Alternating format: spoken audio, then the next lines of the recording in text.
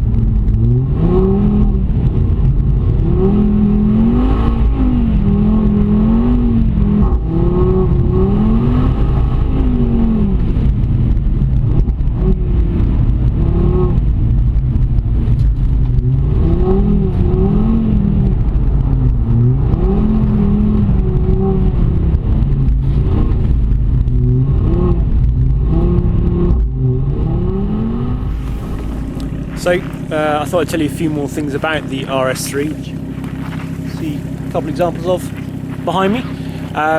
So it's still got the 2.5 litre 5-cylinder engine, putting out 362 brake horsepower and 343 pounds-foot of torque.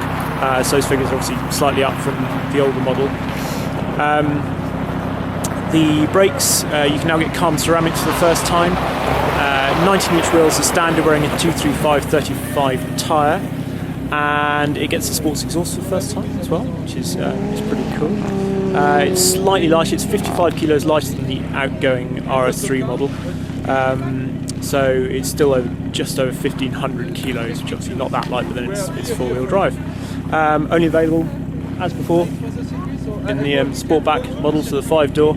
But I think it looks pretty cool. And yeah, front and rear tracks slightly wider, and yeah, there's a few other bits, but I'm going to go and sit inside the car before my hand drops off because it's freezing. So I'll tell you a bit more about that inside there. So I've retreated inside the car. A bit more about the RS3. The big thing this time, it's got more power, more torque. It's got a sports exhaust for the first time, which does sound really, really good. You not only get the sort of just crackles on the overrun, but you actually get sort of proper bangs, like explosions. It's really, really good. It should be noted that the car that Matthias Ekstrom was driving, the exhaust on that is even more tweaked, shall we say. But the exhausts on these cars are completely the standard sports exhaust, so that's pretty cool.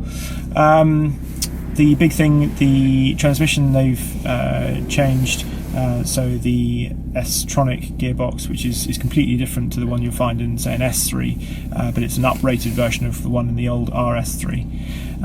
It's got a Haldex 5 Quattro system, but for this time round, if you imagine an ECU, you've got the program and you've got the data, and the program decides sort of what it's going to take from different sensors, and then the data is how you process that information. So they did a different program for the new TT and the RS3, and then each TT and RS3 got different data packages as well to work out how to use it. And yeah, on the snow, it's definitely oversteering. I mean, you can get almost anything to oversteer on the snow, but this definitely oversteers under power, which is the important thing, because it will shuffle 100% of the torque to the rear axle when it deems necessary or important, or just purely seemingly fun. So yeah, there's not a lot more I can really tell you about it. It's quite interesting that in the menu settings you can change the engine gearbox setting between comfort, auto and dynamic, similarly for the engine sound and the steering as well. This has got it's got a variable ratio rack, but it's not like the dynamic steering that you get that we really don't like in other systems, in other Audis, rather, RS Audis. This is a mechanical variable ratio rack, so it just means that as you put more lock on, so it gets quicker, basically. So there we go. But anyway, the assistance can be changed, and it was notable that in all of the cars they'd got the assistance set to comfort when the engine, gearbox and the exhaust node were set to dynamic. Actually, they'd set the engine exhaust to comfort as well on the handling track, purely so you weren't getting sort of big gobs of torque going through the transmission as soon as you touch the throttle. But yeah, there we go. It's a fun thing.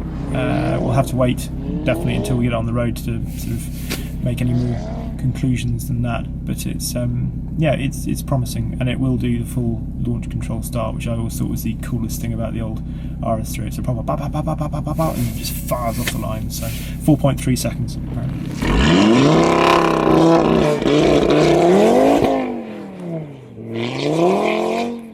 There we go. The new Audi RS3 in Finland, where it's extremely cold.